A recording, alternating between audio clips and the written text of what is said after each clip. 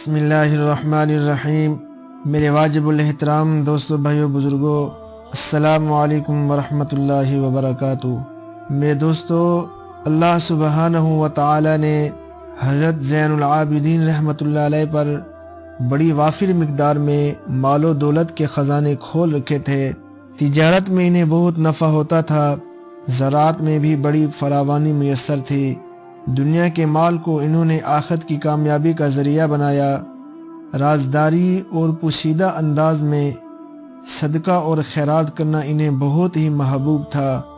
جب رات کا اندھیرا چھا جاتا تو یہ اپنی کمزور کمر پر آٹے کے تھیلے اٹھاتے اور مدینہ کے ان ضرورت مندوں کے گھر چپکے سے چھوڑ آتے جو خودداری کی وجہ سے لوگوں کے سامنے دست سوال دراز نہیں کرتے تھے، یعنی لوگوں کے سامنے ہاتھ نہیں پھیلاتے تھے۔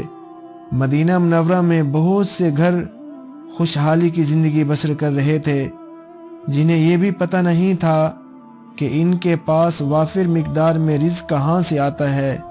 میرے دوستو، جب حضرت زین العابدین علی بن حسین رحمۃ اللہ علیہ نے وفات پائی اور ان لوگوں کے پاس آٹا آنا بند ہوا، تب انہیں پتہ چلا کہ یہ آٹا کہاں سے آتا تھا اور یہ رزق کہاں سے آتا تھا۔ جب حضرت زین العابدین رحمۃ اللہ علیہ کو غسل دینے کے لیے تختے پر رکھا گیا تو غسل دینے والوں نے پیٹھ پر سیاہ نشان دیکھا تو کہنے لگے، یہ کیا ہے؟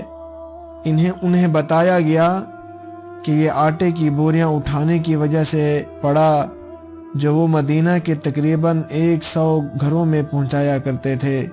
میرے دوستو، دعا ہے کہ اللہ رب العزت ہم سب کو اس پر عمل کی توفیق عطا فرمائے، اور اللہ رب العزت ہم سب کو ان کے نقش قدم پر چلنے کی توفیق عطا فرمائے۔